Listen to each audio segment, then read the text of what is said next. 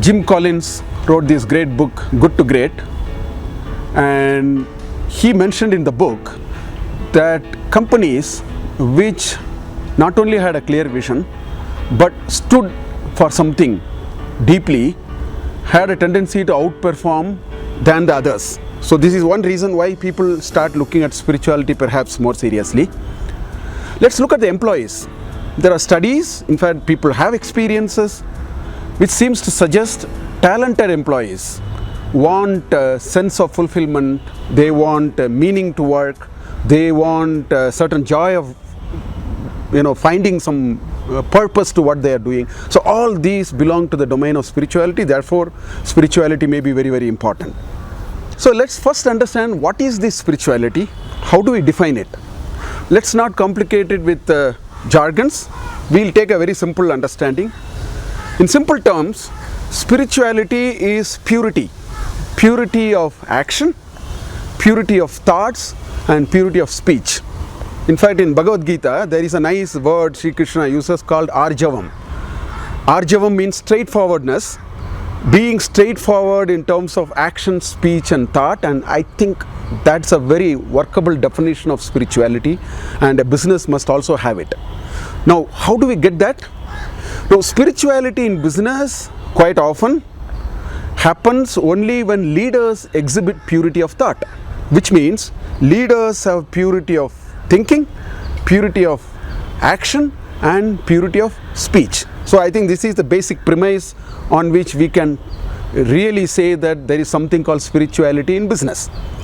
Now, how do we go about creating it? So the first thing is we need to have a certain basic premise, or maybe I call it as framework, which puts in place a possibility for spirituality. So let me introduce a concept called the ladder of joyfulness, which in a way it's a 8-step process, assuming that there is a kind of a pyramid. Now the base of the pyramid are 3 things. I call it as being disciplined, having simplicity and having transparency. So I think businesses must believe in this. The framework for spiritual in business starts with this. That's the first part of the pyramid. Once we are able to create that framework, then the next layer of the pyramid comes, which is in terms of honesty, ethicality and morality. That makes the second layer, and once we cross the second layer, then comes the final layer of spirituality, which leads to joyfulness. Now this framework is very important. Now once we have this framework, then we create core beliefs on the basis of this framework. In fact, I happened to interview a CEO of a company where I found 10 core beliefs which were all mapping to this. One of the core beliefs that they have articulated, you can see it in their website also, is that we will never generate black money for any reason whatsoever. So this comes out of one of those 8 pillars that I was talking about. So I think it's important to articulate core beliefs. Then comes the last step, which is in terms of putting certain systems and structures in place. Now the systems and structures must help individuals to discover their own spirituality. You should have reporting systems, you should have review mechanisms which are all consistent with these beliefs. Let me give a couple of examples so that this gets a little clearer. In fact, I visited a company called Polyhydron, which has been in business for the last 25 years, 250 million Indian rupee business, growing at 30% year on year, strictly practicing spirituality. In fact, the moment I entered into the factory, what I found was they called it as business ashrama. So I asked the CEO, what is this ashrama?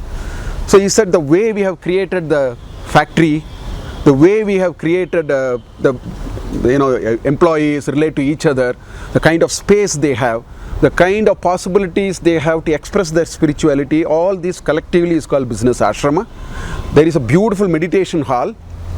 By no stretch of imagination, it means all the 100 employees must actually go into the meditation hall every day and spend a half an hour. It's not that.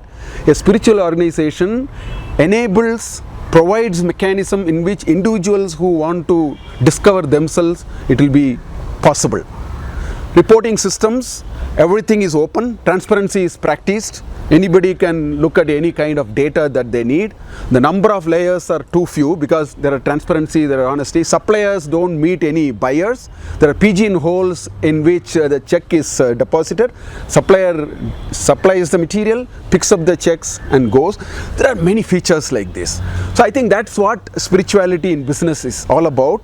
To kind of recount, I think purity of thought, action and speech. Leaders must express spirituality, otherwise organizations will never get spiritual. Develop a framework, develop a core belief. And consistent to all these, develop structures, systems, communication mechanisms, reporting structures. I think we are there. It only ensures that there is growth, there is low cost, there is productivity, there is meaningfulness for people, there is joy at the end of the day. I think it's time we think about it, we reflect on these ideas more deeply.